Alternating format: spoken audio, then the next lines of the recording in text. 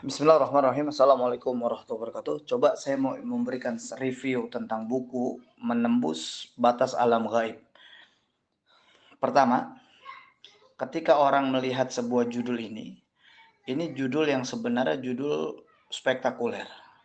Judul yang membuat manusia pada umumnya para pembaca nanti akan banyak sebuah pertanyaan-pertanyaan.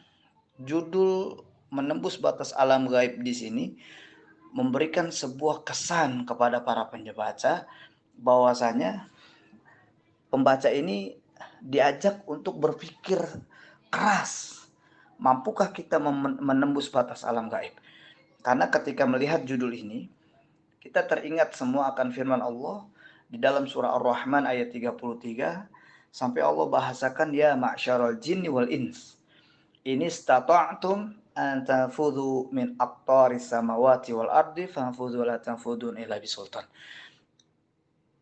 Di ayat ini Allah menyeru kepada dua makhluk, bangsa jin dan bangsa manusia.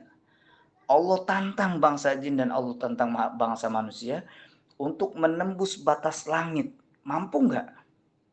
Sampai Allah memberikan penekanan, la tanfuduna illa bisultan. Kalian tidak akan bisa menembus batas langit kecuali dengan kekuatan.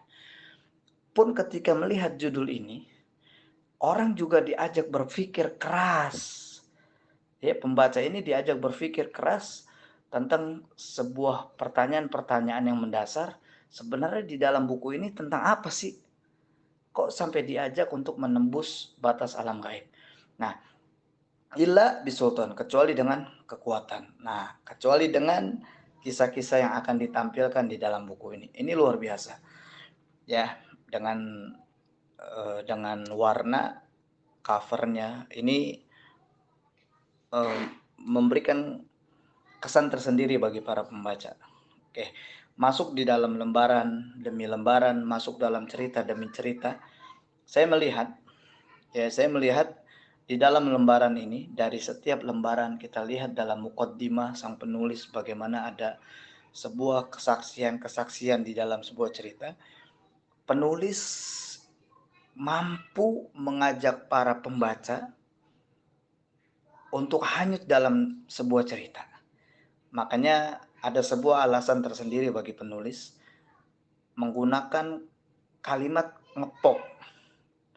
Karena kalimat ngepop yang digunakan sama penulis salah satunya adalah untuk mengajak pembaca walaupun dia nggak mengalami hal ini, tapi diajak untuk menyelami cerita ini, cerita demi cerita, sehingga walaupun dia nggak mengalami, tapi dia hanyut dalam sebuah cerita dan seakan-akan dia mengalami. Ini luar biasa nih.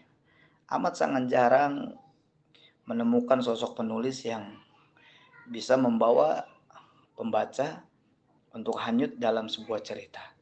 Yang kemudian bahasa ini, kemudian cerita yang disampaikan dari banyak para pencerita yang memiliki pengalaman, yang akhirnya penulis lagi yang membuat dengan mengolah kata-kata yang menakjubkan sampai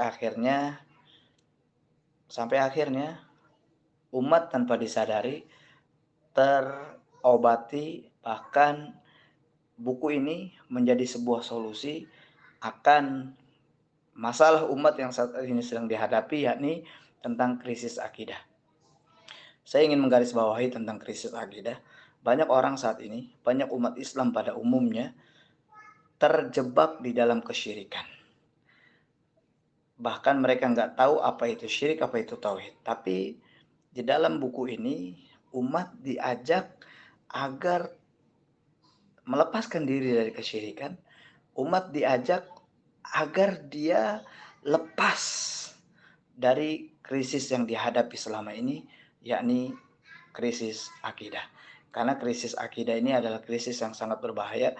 Musibah paling besar bukan bencana alam, bukan gempa bumi, bukan gunung meletus, tapi musibah besar adalah musibah di dalam akidahnya. Makanya subhanallah, masya Allah la quwata illa billah, masya Allah tabarakallah, penulis mampu menggiring pembaca untuk meninggalkan kesyirikan yang pernah dilakukannya. Penulis mampu mengajak pembaca untuk membawa kemudaratan menjadi kemaslahatan. Penulis juga mampu mengajak para pembaca agar sadar akan dirinya yang selama ini ada di jurang kenistaan, untuk sadar akan dirinya bahwasanya kita ini hanya makhluk yang lemah dan Allah Maha yang kuat. Siapapun kita nggak akan mampu menembus batas alam gaib, karena gaib ini hanya Allah yang Maha tahu. Allahu Akbar. Salam dari Sahal Al-Mudhafari. Assalamualaikum warahmatullahi wabarakatuh.